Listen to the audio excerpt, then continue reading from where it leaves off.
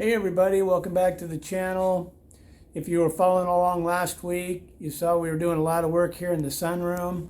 Got a lot of trim done in there, mostly all of it on the windows and door, the big slider. I can show you a little bit real quick what that looks like. So yeah, we got this baseboard down, we got these windows trimmed out, and we got this door trimmed out. Just needing some final paint work, and then that'll be done. So now, it's time to turn our attention to this French door. This French door was here when we bought the house, and we tore it out so we could work on these jambs. I had to do a little replace this stud here. We had take out chunks of floor here to get that fixed and leveled out before these new hardwoods, and which, you know, these doors were pretty ugly, and but they're really cool. They're just big glass panel doors, and I'll show you what those look like here. We're going to build the jambs for this door from scratch, and we're going to mortise the hinges in and get all that sorted out and restore those doors. They need a lot of sanding, a lot of repair on them. Yeah, we'll get those in and see how they look. So, as you can see, they're just one big solid glass panel. They're old. I would say these are probably from the 50s or 60s, but they've been used as interior doors, so, but they're thick. They're more like an exterior door, like 1.5 inches or better, probably 1 3/4 inches thick. So they're thick. The glass has got some, there's no cracks or anything. The glass is in really good shape, but it's got a kind of a cool retro, you know, old glass, wavy kind of look, which is kind of cool. We're pretty sure these are the ugliest doorknobs ever to exist on the planet. So we're going to obviously be replacing those.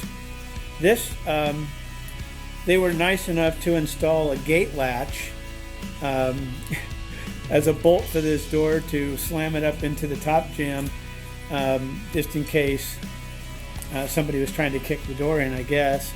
But it was held on by like 5 screws, all with different heads, which is typical in this house. So this gets to go over here, as well as the doorknob. I'll keep the doorknob just in case I need to match up some of the way it's been drilled out. You can see it's not your traditional modern where you just have one large hole, but this will probably just be a dummy knob on this door, and then we'll just put a regular latch plate down here for the other door, and then this door will be pretty stationary, and then the other door will close and latch into this latch plate here. Those are pretty. We got some nice chrome hinges.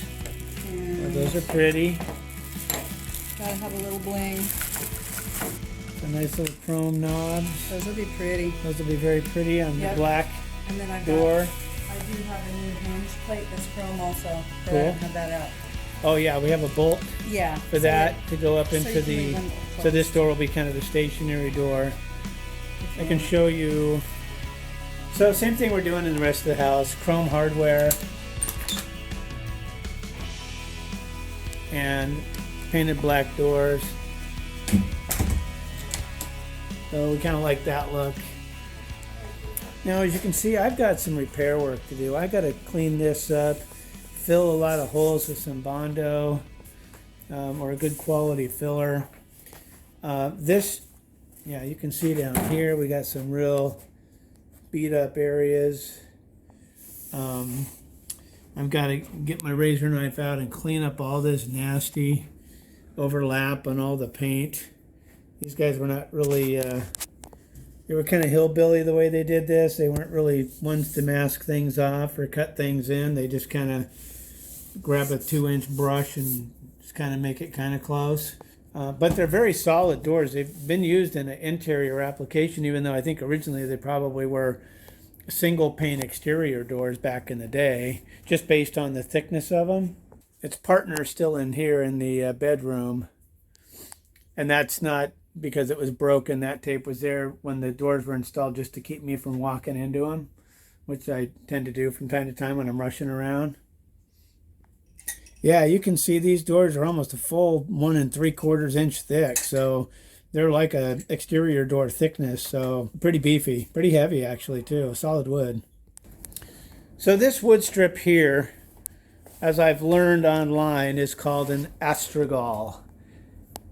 Spelled just like it sounds. And it's essentially designed to close up the gap or cover the gap between the two doors where they meet in the middle.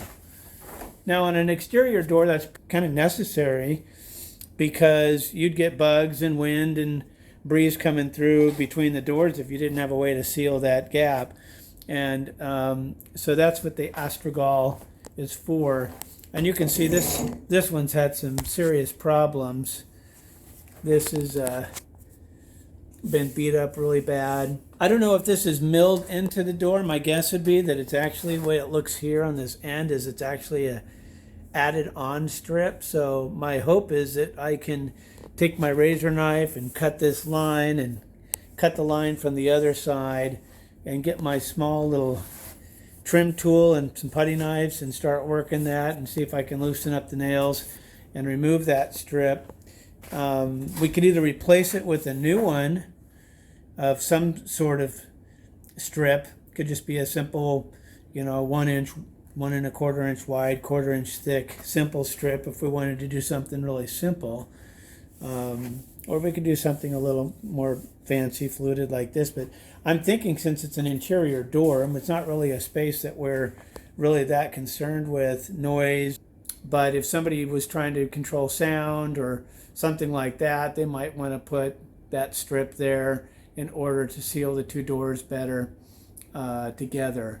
But I looked at a lot of pictures online, and I saw about maybe 20 or 30% of interior French doors had an astragal strip on the stationary door, and the other ones just seem to be two doors that come together, and you can kind of see daylight through that crack and into the room that they're dividing.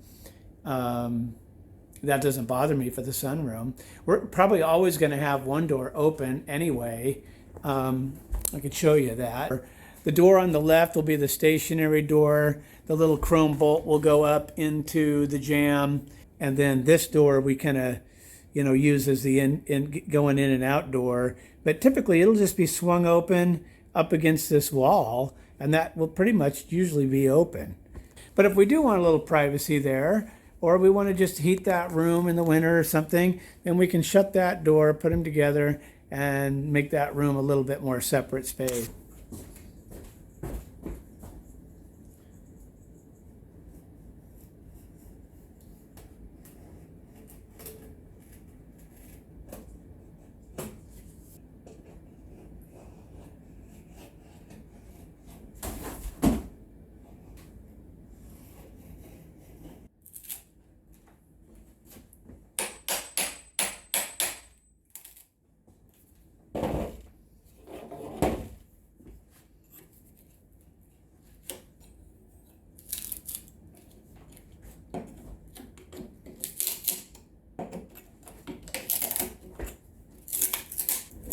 Kind of ripping up the door, I think. Probably because this astragal strip was probably glued on to this door, bare wood to bare wood, before it was painted. And, when you glue two pieces together and then try to split them apart, it usually damages both pieces pretty good. So I'm going to have to maybe rethink this. I might need to try to cut it off gently. I'll keep you posted.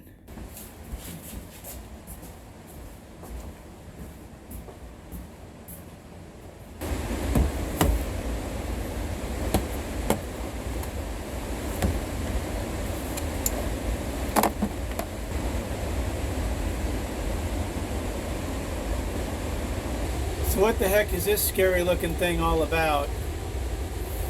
Well, this is an undercut saw for cutting down door jambs and door casings to when they're too low, in order to raise them up to put flooring, hardwood flooring, or whatever kind of flooring needs to go underneath the door trim. Kind of sits on the floor like that, and you cut this blade, just kind of comes through and cuts that off. I'm going to try to use it for something a little bit different here. I'll show you what.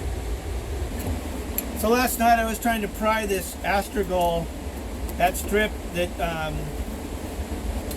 goes in the middle between the two French doors. I was trying to pry that off to remove it, and it was obviously milled in or glued in so well that it was starting to rip the door up itself. My thinking is, using this jam saw, I can come in like this by resting this on the door. I can get this in there and plunge it through, and then just cut down the whole length and remove this. But I want to make sure and adjust this so I don't cut it down so deep that I'm scoring the door. I place this piece of plywood on the glass of the door to give more of a foot resting spot for this saw.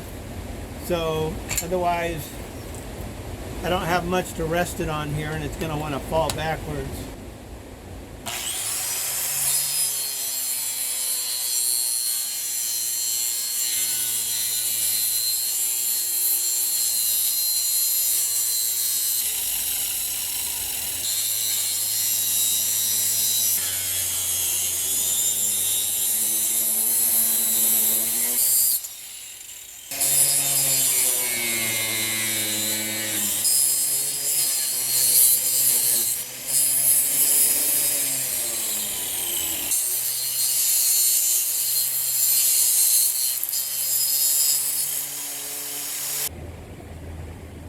I was able to get it almost perfectly flat, even before I do any sanding or planing.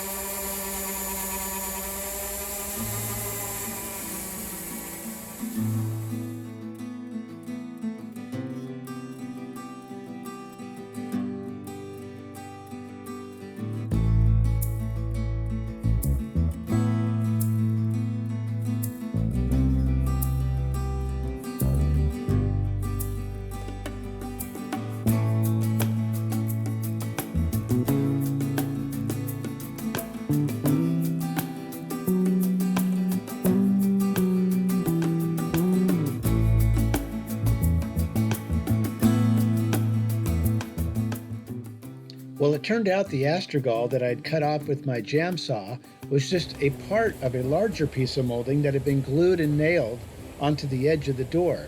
So I had to break out my circular saw and rip that whole thing off.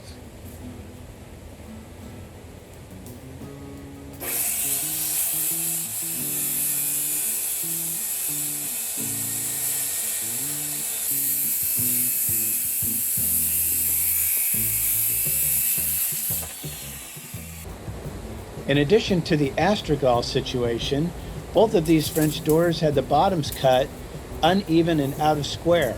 So I'll use my circular saw to go ahead and even up the bottom of the doors so they look good to each other, and they also have a nice even gap at the floor.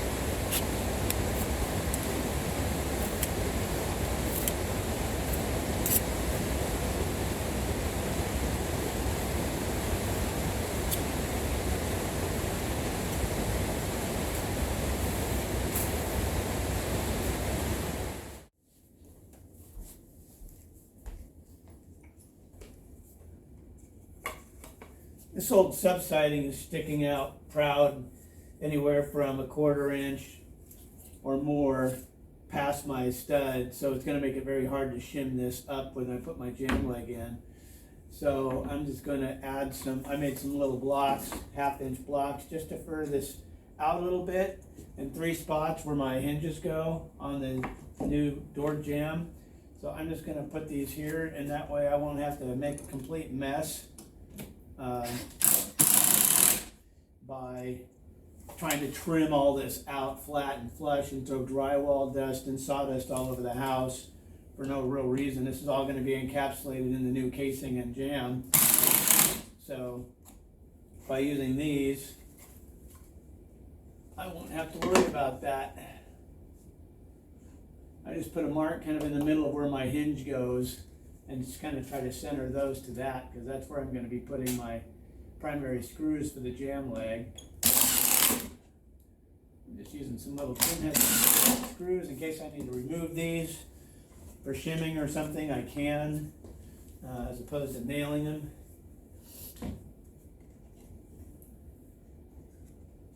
That's always one advantage of using screws over nails, and just getting the nailer out and banging a bunch of nails. If you have to remove something in order to adjust, it's easy to do. You just pull a couple screws. And hand me my screw gun, please. Yes, Nurse. Yes, doctor. Sponge. Mop my brow while I install this jamb leg.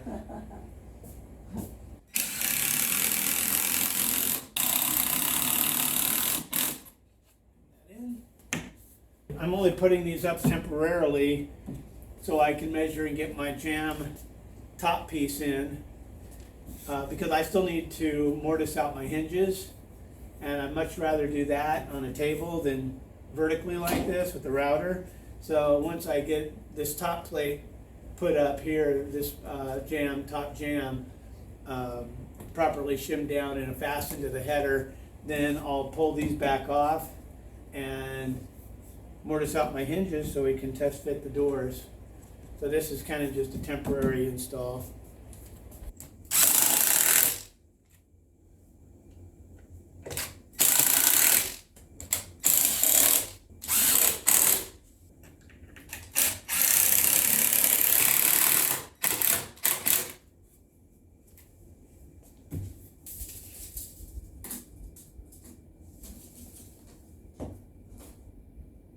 With these side legs on the jambs temporarily screwed in, now I can cut and put this jamb header piece up in here. And now I can shim down in the corners the appropriate amount for the height of the jamb leg, which I've cut to be the same height as the door, plus an 1/8 inch gap here and a 5/8 inch gap down at the bottom of the door. I can kind of get this permanently affixed with these temporarily installed jamb legs. Then I can pull these jamb legs back off to get the hinges mortised into these jambs. Even though this top jamb piece is perfectly level, the bubble is right in the middle on the level, you can see how uneven this framing on that header is up above. So I've got a huge gap over on the right and maybe a 1/2 inch gap over there that needs to be shimmed down. Instead of burning through a whole pack of shims to fill these huge gaps, this one up here is probably 1 inch.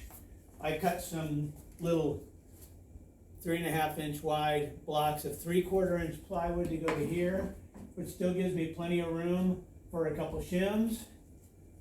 I can fit a 3/4 in here, and then my other screw point, I think I can even fit a 3/4 here in the middle and still have room for a couple shims. And then I made some 1/2 inch ones to fit here and over on this corner.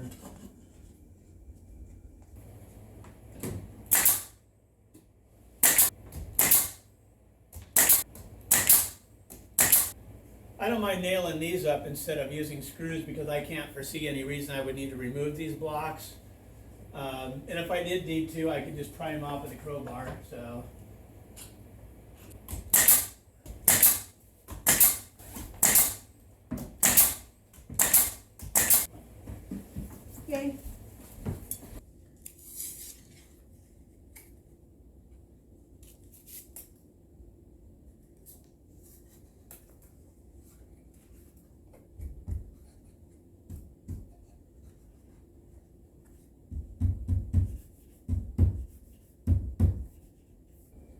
I just want to make sure when I shim the middle that I don't have a bow where I can rock my level or have a big space up here at the top, showing that I went up too tall in the middle.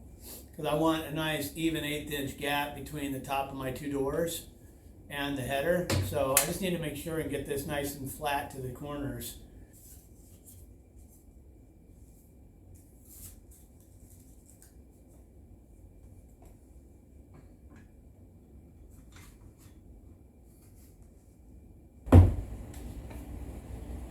It's looking good.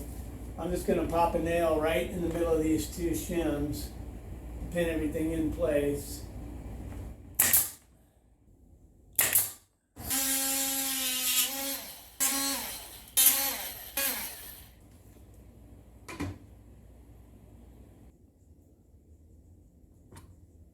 Now that I got this header just perfect on this Jamb, I can go ahead and pull the side legs back off.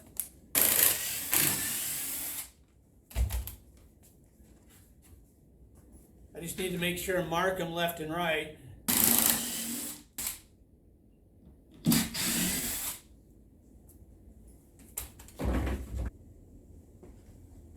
As I pull these Jamb legs out, I'm marking right and left, and I'm also making an arrow to show up for the top. And then what I kind of want to do, just to keep me from making a mistake, because I'm not a professional at building door jambs out of scratch. I've done several for this house, but I've learned a lot of things as I've done it. I just like to mark kind of where how my hinge mortises are going to go. That way when I actually go to route them out, I can't actually do them backwards or something crazy. I know that the hinge is on this side of the door in the living room, so because the doors swing out this way. So I just kind of make a little reference box to know where my hinge needs to be mortised, so I can't screw up and do something backwards or upside down. So this door goes on the left-hand side, so it's going to get the left jamb leg. And this, it goes up, and this is the top of the door, so I know my orientation to the door jamb and the door is correct. What I need to do is mark this hinge mortise from the door and transfer that onto the jamb leg for all three hinges, so that when I go to mortise this out, I get them exactly in the right spot and all the clearances are correct. So in order to make sure that I have the proper clearance between the top of the jamb and the door, I need to make sure and hang this jamb leg 1/8 of an inch past. I want an 1/8 of an inch space between the top of the door and the top jamb. And so it's important that when I go to scribe for my hinge positions, that I make sure I've got an 1/8 of an inch hangover here. And the best way to do that is just take a piece of 1/8 inch shim material and just put it up against the door, and then make sure the jamb is flush to that. And then I'll clamp this down before I mark my hinge positions, and that way I can make sure that everything is going to line up properly once the door is hung. So I've got a piece of almost 1/8 inch thick plywood and one single piece of 30-pound felt, and that's almost exactly 1/8 of an inch. And I just set that right next to the door here, on top of the door, and then I can push this out and make sure that I'm nice and flush to that. So now that I'm happy with the 1/8 of an inch space at the top of the door to the jamb, and I'm nice and level and flush here along the edge of the door, I will carefully come in here where I don't have hinges and clamp this down to make sure that this doesn't move around while I'm marking my hinges.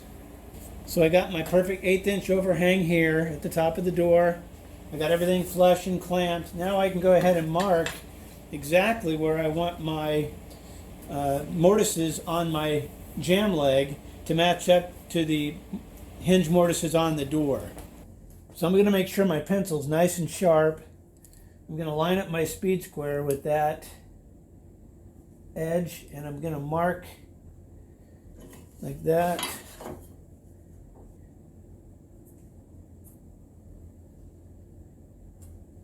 From there, I can transfer that here. Now that I've got my hinge location scribed out on my jamb leg, I can remove the clamps. But there's one other thing we still need to define, and that is how far from the edge of the door, how deep does the hinge go down into the door, because we'll want to mirror that same distance from the edge of the jamb here this way, so that when the door is closed, the outside of the door is flush to the edge of the jamb. The easiest way to do that is to just grab your ruler or a tape measure, whatever you have. It looks like this mortise is 1 7/16 of an inch. So I'll put my ruler up flush to the edge of the jamb. I'll come over and mark 1 7/16. I'll do the same over here.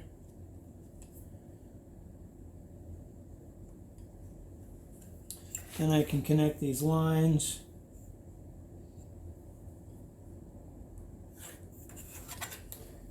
So there's going to be my mortise right there.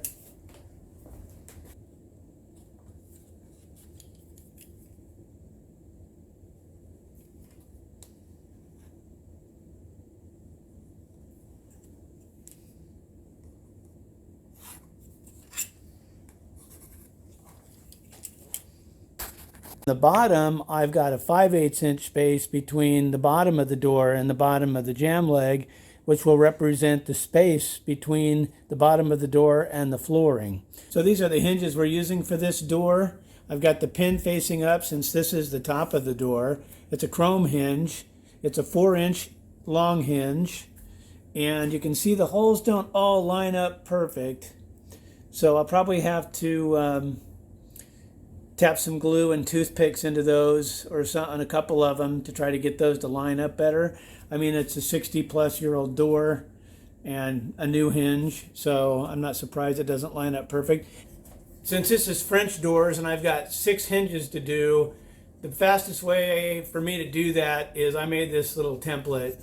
So 4 inches across, 1 7/16 inch deep. I marked it on there so I've got a bag. I've already got a couple made from the past, but they weren't quite the right depth, and so I need them to match the depth of the existing hinge mortises on the French door. So I just made a quick, I used my chop box, I used a buzz cutter and a jigsaw and a little sandpaper to fine tune it, but I'm exactly to my dimensions. So now I've got a jig that I can use for all 6 of these hinge mortises for the French doors. So I've got to get my depth on my router figured out, and then I can zip those out.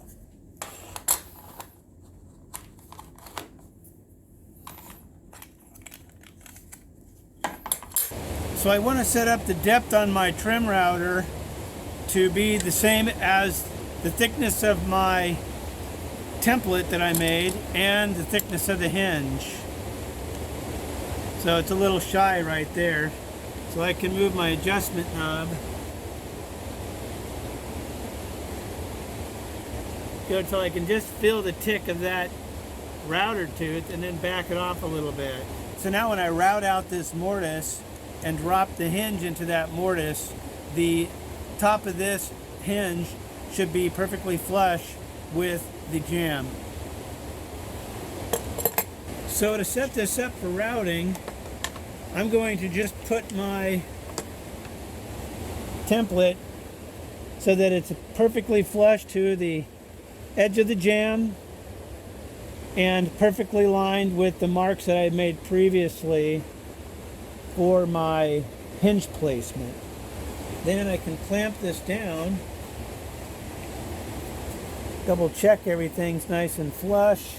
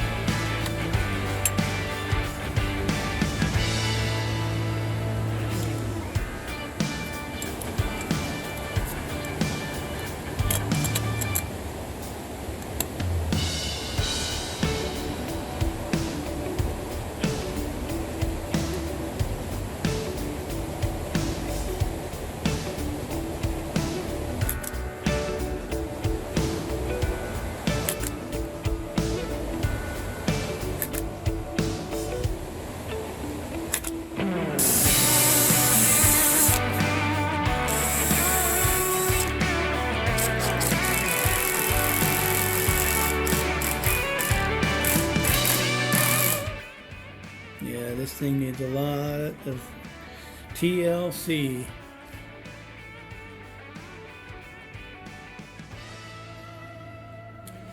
Both sides of this door need just a lot of TLC and sandpaper and some fill and some priming and prepping. We'll make them pretty. Then we want to set it here for a minute? Yeah. Okay, I'm gonna set this part down. Oh, my love. Oops. Spacer block and spacer block.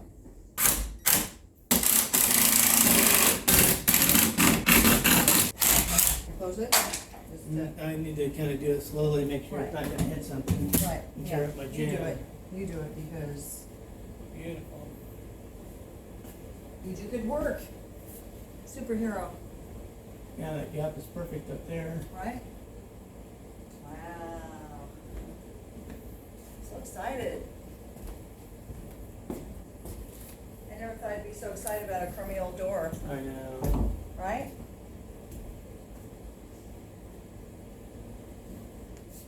Well, this door is about done with the prep. Needs to be primed and painted.